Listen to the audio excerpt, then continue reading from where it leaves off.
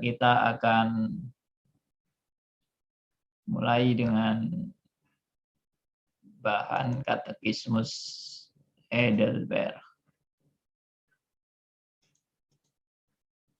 Ya, ini sudah saya share.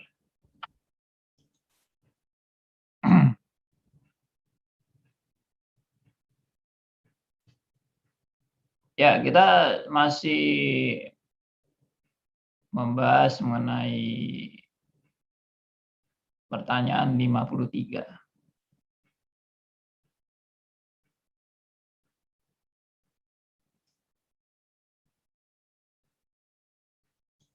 Ya, tolong ada yang mau bacakan pertanyaan 53 ini dengan jawabannya juga.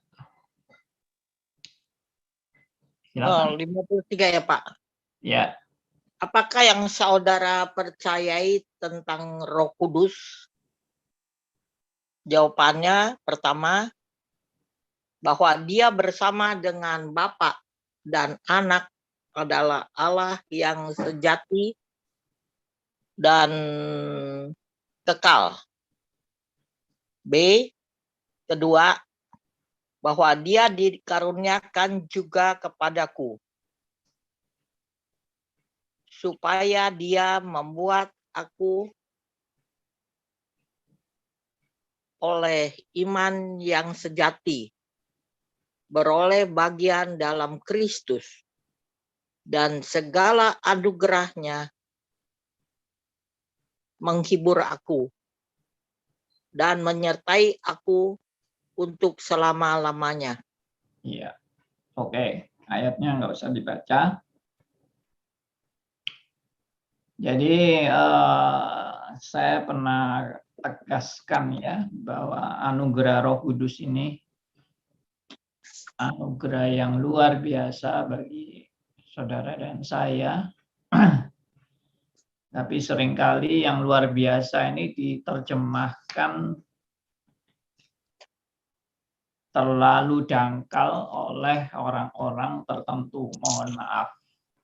Mohon maaf kalau saya bilang terlalu dangkal karena memang benar-benar dangkal. Jadi anugerah Roh Kudus ini hanya diterjemahkan dengan mujizat, kesembuhan, kesuksesan, kemakmuran. Tolong mic-nya bisa di-mute, yang belum di-mute mic-nya, supaya tidak. Ya, oke. Jadi seringkali yaitu Roh Kudus ini, anugerah Roh Kudus ini hanya diterjemahkan dengan kesembuhan, kesuksesan, kekayaan, berkat-berkat materi, ya, atau kemakmuran dan sebagainya dan sebagainya. Ya itu aja, Roh Kudus itu ya kayak gitu. Padahal Roh Kudus itu lebih dari itu. Lebih dari itu. Justru dibalik ya, seringkali orang bilang Roh Kudus itu bukan hanya keselamatan, tapi Roh Kudus itu kelimpahan kesembuhan, kelimpahan mujizat, kelimpahan kesuksesan, hidup penuh dengan kemakmuran, ya, kekayaan dan sebagainya. Jadi bukan hanya keselamatan saja. Justru ini kebenaran yang terbalik. Saya mau tegaskan bahwa Roh Kudus itu penekanannya bukan masalah kesembuhan, bukan masalah kekayaan, bukan masalah kemakmuran, tapi penekanannya adalah nilai-nilai rohani yang sangat tinggi. Antara lain adalah yang jelas paling tinggi adalah keselamatan. Dan keselamatan itulah yang membuat saudara dan saya mengenal Allah yang benar. Ya, mengenal Allah yang benar. Benar-benar Allah. Jadi percuma Anda kaya, sukses, sembuh dari segala penyakit, Anda berhasil, Anda makmur, Anda penuh dengan mujizat, tapi pengenalan akan Allahnya amburadul, kacau balau, dan tidak mau belajar firman dengan baik-baik. Itu namanya bukan kelimpahan Roh Kudus, itu kelimpahan anugerah yang palsu dan menjebak orang untuk menikmati anugerah itu tanpa mengenal Allah yang benar, tanpa belajar firman baik-baik, dan bahkan melecehkan anugerah yang paling utama. Ya, karena sudah keracunan mujizat, keracunan atau sudah mabuk dengan mujizat atau mabuk dengan karunia-karunia supranatural sehingga tidak melihat, tidak sanggup melihat karunia yang paling utama, anugerah yang paling utama, yaitu keselamatan yang membawa kita pada pengenalan akan Allah yang benar. Dan saya yakin orang yang mengenal Allah yang benar, benar-benar Allah, dan relasinya dengan Allah adalah relasi yang bertumbuh secara sehat, akan tidak tergila-gila pada mujizat. Akan tidak tergila-gila kepada berkat-berkat materi, ya, atau fenomena-fenomena yang menjebak kita. Bahkan mungkin membutakan mata rohani kita sehingga tidak bisa melihat kebenaran yang sejati. Ya, saya harap kata-kata saya yang saya ucapkan ini benar-benar adalah juga hasil pekerjaan Roh Kudus yang mengingatkan saudara-saudara yang mendengar saat ini. Karena apa yang saya ucapkan ini juga benar-benar pekerjaan Roh Kudus dalam hidup saya yang merubah pola berpikir saya, merubah konsep-konsep saya yang salah karena dulu saya pengikut karismatik dan kacau balau, dan Tuhan memberikan saya anugerah hikmat melalui belajar teologi reform, dan Tuhan juga memakai anak-anak Tuhan yang lain untuk memperlengkapi saya dengan tulisan-tulisan mereka seperti John Calvin, seperti dan lain-lain. Saya tidak usah menyebut semuanya. Bukan berarti saya cuma kenal John Calvin aja ya, yang lain nggak kenal. Enggak. Bahkan melalui kesesatan saya atau kekeliruan saya juga banyak belajar. Bagaimana Tuhan membentuk saya dalam kekeliruan dan konsep-konsep yang salah itu. Maka sekali lagi, orang yang betul-betul mengenal Allah dengan benar dan bertumbuh dalam pengenalan yang benar akan firman Tuhan, tidak akan mengutamakan atau memfokuskan diri pada hal-hal yang sekunder. Bukan sekunder itu dibuang aja, bukan kita tidak percaya kepada hal sekunder, tapi tetap pegang yang primer, menjadi yang paling utama dari semuanya. Seandainya yang sekunder itu tidak terjadi, tetap peganganku adalah yang primer. Jadi sekunder itu bukan dibalik jadi primer. Yang primer jadi sekunder. Seperti tadi, kalau omongan tadi, Allah bukan hanya memberi anugerah keselamatan, tapi Allah bisa memberikan lebih dari itu. Mujizatnya, kesembuhannya, itu kelimpahan anugerah yang luar biasa. Orang ngomong kayak gini ini justru tidak mengerti keselamatan. Ya, orang yang mengerti anugerah keselamatan justru akan mengatakan bahwa keselamatan, anugerah keselamatan itu berkat anugerah yang luar biasa dalam hidupku. Seandainya tidak terjadi mujizat, itu tidak akan menggeser ya pemahamanku akan anugerah keselamatan yang terbesar dalam hidup. Tidak akan menggeser. Nah, itulah orang yang belajar bertumbuh dalam anugerah dan kebenaran firman-Nya. Ya. Jadi mujizat boleh ada, boleh nggak ada. Mujizat terbesar justru saya boleh mengenal Allah yang benar-benar Allah. Itu mujizat yang besar. Mujizat yang besar adalah Tuhan menyelamatkan saya, orang yang bobrok ini, yang sebenarnya harus dibuang dan dibinasakan. Tuhan mau memilih saya dan memberikan anugerah keselamatan pada saya. Padahal saya tidak lebih baik dari orang lain. Itulah mujizat terbesar.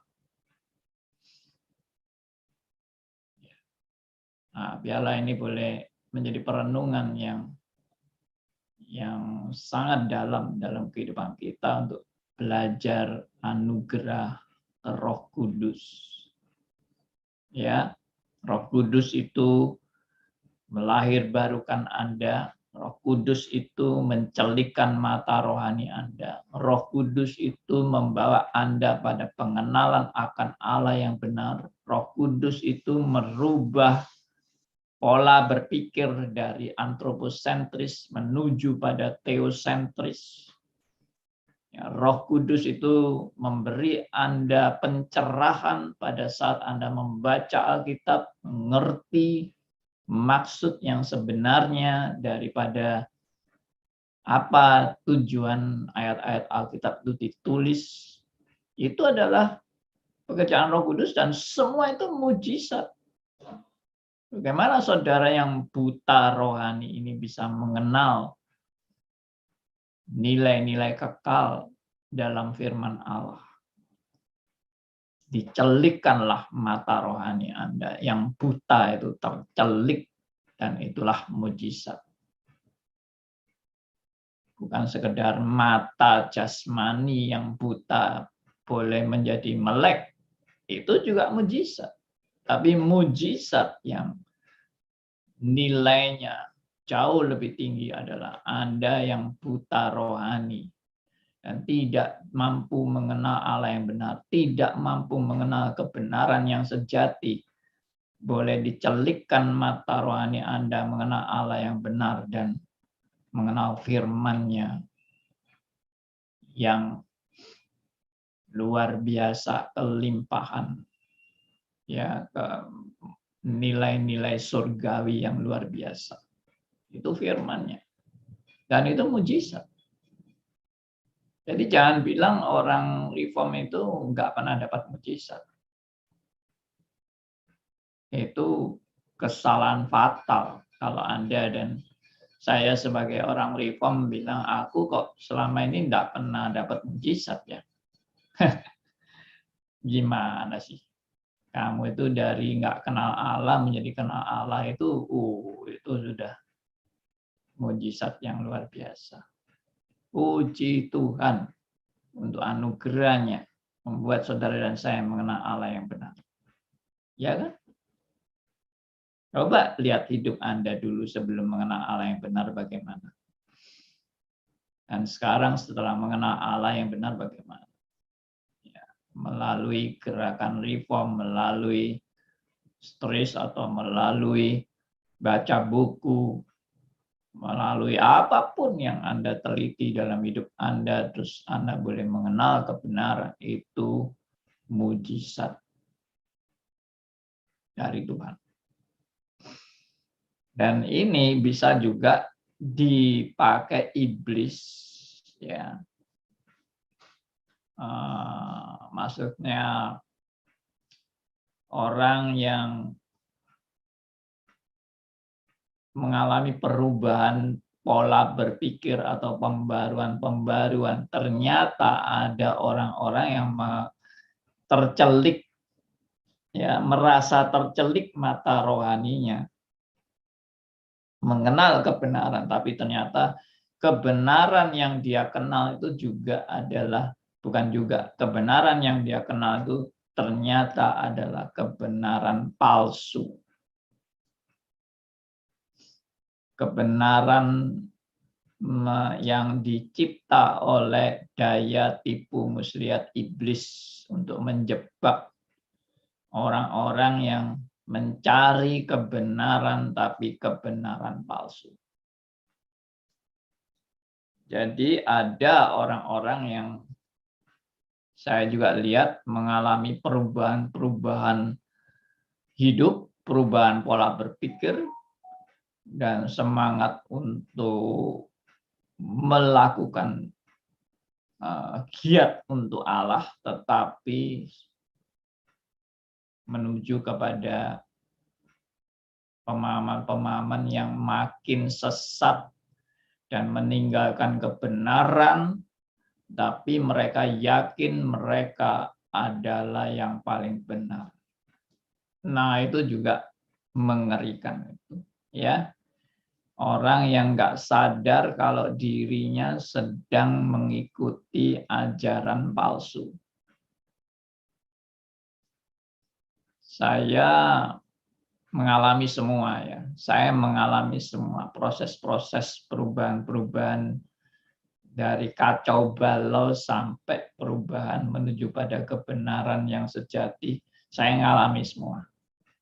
Saya mengalami dulu gila mujizat, gila fenomena, ya, gila berkat-berkat kesembuhan dan sebagainya. Itu semua gila-gila itu saya alami, yaitu juga mendengar suara Tuhan atau berbicara dengan kuasa Roh Kudus, tapi penuh dengan pengawuran dan tidak kembali kepada Alkitab, tapi yakin itu Roh Kudus. Nah, itu lebih bahaya luar biasa. Orang yakin dipimpin Roh Kudus tapi ngawur. Benar-benar mengerikan, kan? Lalu ada orang bilang gini sama saya, lah Bapak kok tahu sekarang kalau Bapak benar-benar dipimpin Roh Kudus? Jangan-jangan Bapak masih hari ini masih ngajarkan ngawur. Kata-kata itu bagus sebetulnya, ya. Jadi saya ini bicara tentang orang yang nggak sadar kalau dirinya yang merasa dipimpin Roh Kudus pada ngawur. Jangan-jangan Bapak juga gitu. Orang ini ngomong gitu sama saya. Ya bagus sekali. Pertanyaan ini bagi saya bagus sekali. Artinya ya supaya saya merefleksi diri saya. Jangan saya bilang orang lain yang ngawur lalu saya nggak ngawur. Lalu saya merasa diri saya yang benar padahal saya yang ngawur gitu. Orang lain yang benar gitu. Saya yang ngawur. Ya enggak apa-apa. Saya dikatakan begitu juga enggak marah. Juga tidak tersinggung, tapi saya malah merefleksi diri saya sendiri. Saya bilang dalam hati saya kepada Tuhan, ya kalau saya benar-benar ngawur, ya Tuhan juga akan menolong saya untuk saya kembali kepada jalan yang benar. Dan saya boleh dikata 99% saya yakin tidak ngawur. Kenapa? Ada alasannya tentu. Karena saya justru mulai dari proses yang ngawur. Dari proses ngawur, Tuhan ubahkan, adjust sampai kembali kepada firman, kembali kepada firman. Dan sekarang saya juga mengajarkan apapun, saya harus punya semangat untuk kembali kepada firman dan bukan kembali kepada keyakinan saya. Karena keyakinan saya bisa salah. Ya. Keyakinan saya ini kan subjektif sekali, keyakinan saya. Tapi Tuhan mendidik dan mengajar saya untuk saya tidak bersandar pada keyakinan saya. Tapi saya bersandar kepada firman-Nya. Ya, coba saudara uji aja deh apa yang saya katakan selama ini. Kalau memang itu tidak ada dasar firman-Nya, saya juga terang-terang bilang saya ragu-ragu dan saya belum yakin kebenaran itu. Meskipun saya mungkin nanti bisa dianggap sesat gara-gara saya ngomong itu tidak yakin. Ya, seperti misalnya masalah eskatologi itu, ya saya terang-terang aja bilang ada hal-hal yang saya masih tidak yakin. Karena firman Tuhan juga masih nggak jelas tentang hal itu. Meskipun bisa ditafsirkan, semua bisa ditafsirkan. Tapi bagi saya dukungannya itu masih belum solid. Meskipun dalam konsili gereja juga sudah diakui dan sudah disahkan, tapi saya tetap masih ragu-ragu ya. Mohon ampun deh kalau saya dianggap tidak mau yakin yang sudah disahkan oleh konsili gereja. Ya. Nah, itu sekedar saya jujur. Maksudnya saya mau jujur dengan saya pokoknya tidak sembarang yakin. Saya selalu gumuli apa yang saya yakini firman atau dasar firman-Nya itu benar-benar dapat dipertanggungjawabkan enggak. Bukan asal pakai ayat.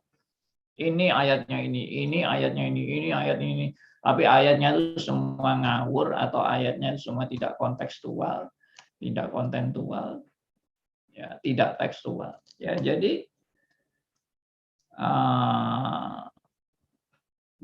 kita harus bertanggung jawab juga dengan pakai ayat. Oke. Jadi kenapa saya bilang tadi 99% saya yakin saya enggak ngawur. Apa yang saya yakin itu tidak ngawur. Apa yang saya percaya ini tidak ngawur. Apa yang saya pegang ini tidak ngawur. Karena saya spiritnya selalu berorientasi kembali kepada firman. Seperti tadi misalnya saya bilang, mujizat tidak lebih penting dari keselamatan. Mungkin ada orang yang tanya sama saya kan, bukti firmannya apa? Bagi saya orang yang bolak-balik tanya firmannya, ayatnya di mana. Sebetulnya Anda kalau punya akal sehat, kata-kata saya ini nggak usah tanya firmannya. Anda sudah punya akal sehat, itu aja sudah ngerti. Nggak usah firmannya. Bukan saya katakan bahwa firman nggak penting loh ya. Enggak, justru ini firman Tuhan. Tapi firman Tuhan itu firman secara keseluruhan. Jadi ada firman tuh ayat per ayat. Ada firman itu yang dalam satu kesatuan Alkitab menyatakan kebenaran ini. Ya kalau ditanya firmannya, seluruh Alkitab itu firmannya. Silakan Anda pelajari seluruh Alkitab. Anda akan, kalau Anda tercelik ya, mempelajari seluruh Alkitab, Anda akan sampai pada kesimpulan bahwa mujizat tidak lebih penting dari keselamatan. Dan memang tidak pernah diajarkan orang yang mementingkan keselamatan lalu tidak mempercaya pada mujizat. Tidak ada juga. Itu juga tidak benar. Saya juga tidak setuju kalau ada orang Kristen yang menekankan keselamatan dan tidak mau percaya pada mujizat. Saya juga tidak setuju dengan itu. Meskipun memang ada beberapa prinsip reform yang mengatakan bahwa mujizat hari ini sudah nggak ada. Maksudnya mujizat yang fenomenal itu. Kesembuhan, ya, orang lumpuh bisa berjalan, ya. Kemudian orang kanker bisa disembuhkan dari kankernya karena didoakan, itu zaman sekarang sudah tidak ada itu katanya. Nah, itu saya juga tidak setuju. Tuhan kalau mau bikin mujizat itu tidak ada yang sulit bagi Tuhan. Ya. Nah, itu silakan Anda uji semua yang saya omongkan ini sesuai dengan firman apa enggak. Enggak usah tanya, Pak, ayatnya di mana. Anda mikir saja dan Anda rajin baca Alkitab, pasti ngerti kata-kata saya ini dari firman. Ya. Saya kalau cuma kasih firman-firman sepotong-sepotong malu, oh iya, ini ada firmannya, ini ada firmannya, ini ada firmannya, ini ada firmannya. Anda cuma berpikir secara parsial-parsial. Potongan-potongan saja, dan pokoknya ada ayatnya Anda lega. Ini ada ayatnya lega, ini ada ayatnya lega.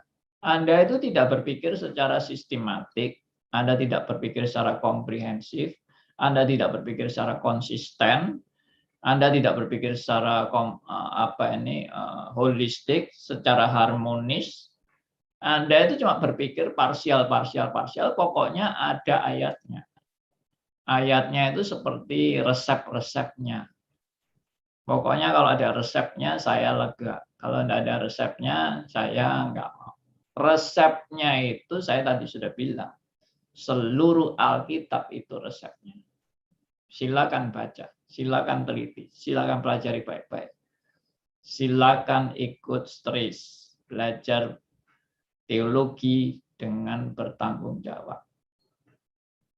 Nah, itu pengajaran yang selama ini saya gumuli dan kiranya boleh jadi berkat bagi teman-teman semua.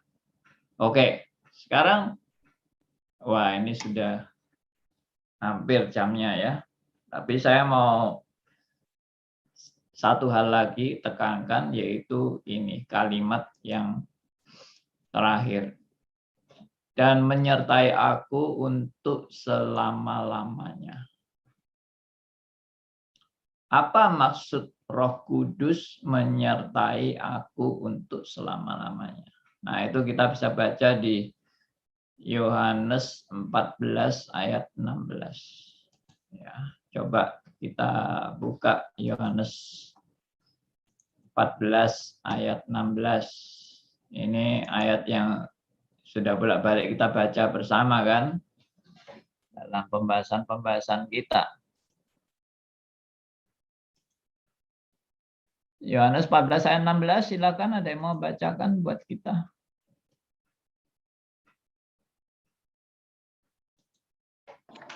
Aku akan meminta kepada Bapa dan Ia akan memberikan kepadamu seorang penolong yang lain, supaya Ia menyertai kamu selama-lamanya. Iya, amin. Supaya dia menyertai kamu selama-lamanya. Nah, ini ayatnya.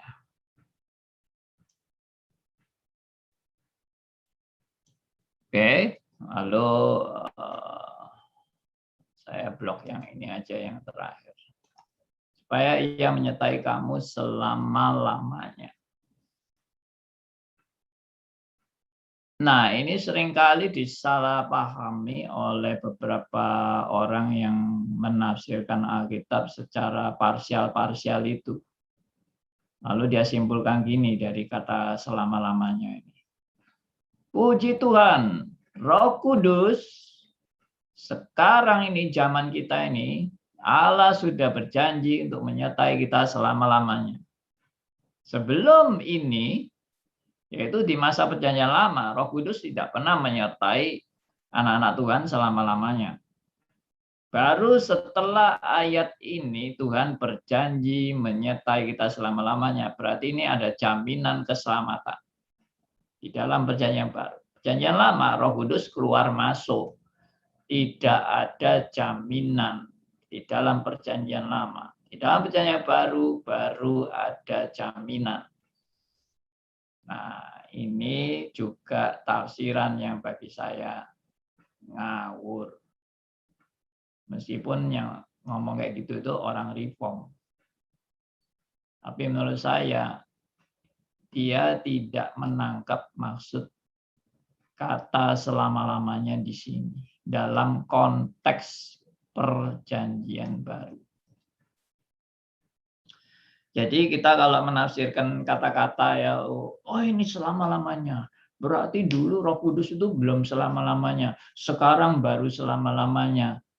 Nah, itu namanya menafsirkan hanya tekstual saja, tapi tidak menangkap secara kontekstual dan secara kontentual. Ya, kontekstual berarti kan melihat ayat ini sedang bicara konteksnya apa, lalu kontentual berkaitan dengan seluruh Alkitab. Apa maksudnya menyertai kamu selama-lamanya? Kata kamu di sini menurut saya jangan diterjemahkan saya secara subjektif. Tapi kamu di sini itu adalah sebetulnya janji Tuhan bagi jemaat. Bagi jemaat. Dan jemaat ini kan Roh Kudus ini kan diutus Allah untuk menyertai bukan hanya sekedar kepada pribadi, tapi kepada jemaat. Dan menyertai kita ini juga dalam rangka anggota jemaat. Ya toh, tentunya menyertai di sini selama-lamanya ini dalam rangka karena Roh Kudus itu ada misi. Ada misi. Di dalam Roh Kudus diutus untuk menyertai selama-lamanya. Ada misi. Perhatikan kata-kata saya. Orang yang tidak memperhatikan kata-kata saya ini tetap nggak ngerti dengan benar. Jadi sebetulnya kata Roh Kudus itu diminta oleh Tuhan Yesus untuk datang sebagai penolong dan menyertai kamu atau kita selama-lamanya itu dalam rangka misi kedatangan Roh Kudus dalam era perjanjian baru. Nah, apakah di perjanjian lama nggak ada Roh Kudus? Ada pasti. Apakah sebelum hari Pentakosta sudah ada Roh Kudus? Ada dan sudah ada. Apakah Roh Kudus waktu itu kerjanya kurang giat dan sekarang lebih giat? Tidak. Namanya Roh Kudus perjanjian lama, perjanjian baru, dan sampai sekarang Roh Kudusnya sama. Tidak ada perubahan karakteristik dalam Roh Kudus. Dulu tidak selama-lamanya, sekarang selama-lamanya. Dulu keluar masuk, sekarang menetap. Tidak ada itu. Itu bagi saya penafsiran ngawur dan ngaco. Jadi sebetulnya janji Roh Kudus menyertai kita selama-lamanya ini adalah dalam rangka tadi saya bilang misi yang mau dijalankan oleh Roh Kudus dalam era perjanjian baru. Nah, kalau saudara sudah menangkap ini, maka saya pernah mengajarkan Anda apa beda Roh Kudus memimpin di perjanjian lama dan Roh Kudus memimpin di perjanjian baru. Atau apa beda pekerjaan Allah dalam perjanjian lama dan pekerjaan Allah dalam perjanjian baru. Nah, itu kalau tidak ngerti itu juga salah lagi. Lalu bilangnya Perjanjian lama itu dasarnya Taurat, perjanjian baru dasarnya anugerah. Kasihan ya orang yang hidup dalam perjanjian lama yang dasarnya Taurat dan tidak ada anugerah di perjanjian lama, sedangkan di perjanjian baru ada anugerah. Kasihan banget loh orang yang hidup di perjanjian lama ini kalau begitu. Saya pernah waktu diajar seperti itu, saya merasa ya saya bersyukur saya di perjanjian baru zaman anugerah ini saya bersyukur, tapi saya merasa kasihan banget ya orang yang di perjanjian lama yang nggak ada anugerah karena dasarnya Taurat. Setelah saya belajar dan renungkan dan meneliti firman Tuhan ini, saya menyimpulkan itu salah. Kesimpulan yang salah. Apakah Abraham tidak ada anugerah? Apakah Musa tidak ada anugerah? Apakah Daud tidak ada anugerah? Kalau itu mau dibuat konsisten bahwa zaman perjanjian lama itu zaman Taurat dan bukan zaman anugerah, berarti saya berani katakan orang perjanjian lama itu semua binasa karena dasarnya Taurat dan tidak ada anugerah. Dan tidak ada orang diselamatkan karena mampu melakukan hukum Taurat. Tidak ada. Penegasan Roma 3 ayat 20, tidak ada seorang pun yang bisa diselamatkan karena melakukan hukum Taurat. Itu sebetulnya berlaku pada perjanjian lama. Orang perjanjian lama itu tidak mungkin selamat karena hukum Taurat. Kalau tidak ada anugerah, semua orang perjanjian lama, baik Abraham, baik Daud, baik Musa, baik siapapun, mati binasa. Karena tidak ada anugerah. Maka jangan bilang perjanjian lama bukan anugerah. Perjanjian baru anugerah. Salah 100%. Ya, saya berhenti sampai di sini. Nanti akan saya lanjutkan pada berikutnya. Karena ini sangat penting dan sangat signifikan hari ini. Ya, puji Tuhan. Mungkin ada yang mau sharing, mau bagi berkat, silakan.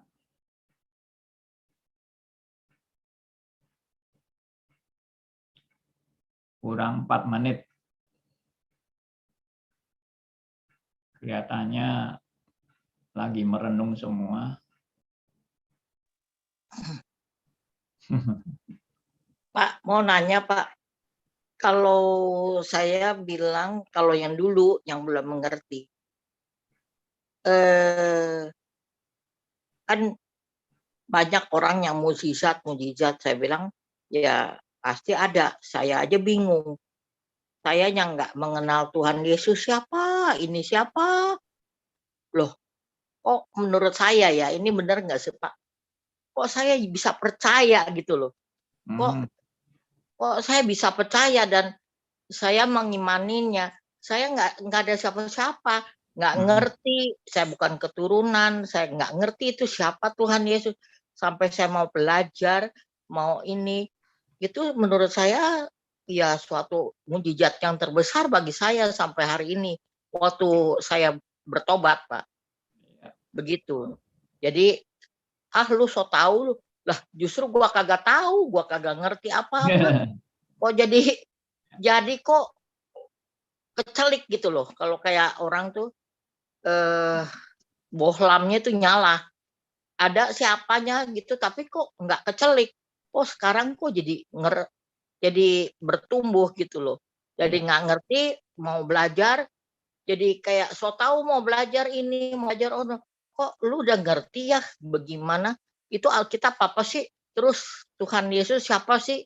Gua nggak ngerti gitu. Jadi saya cari-cari pendeta mau ngajarin saya, karena teman saya kan orang-orang GPIB, orang-orang GKI, orang apa. Saya kan nggak ngerti, Pak. Nah, waktu itu saya ngejar, jadi sama keliling-keliling gitu ya. Poinnya apa, Bu? Poinnya itu apa? Maksud saya, benar nggak, Pak? Menurut saya itu suatu mujizat bagi saya. Saya kenal Tuhan Yesus.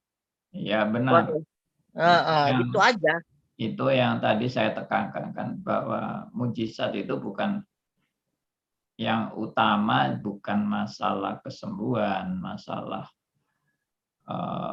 kemakmuran, kekayaan dan sebagainya. Tapi mujizat itu masalah kita boleh mengenal Allah yang benar. Mata rohani kita tercelik dan dianugerahkan keselamatan.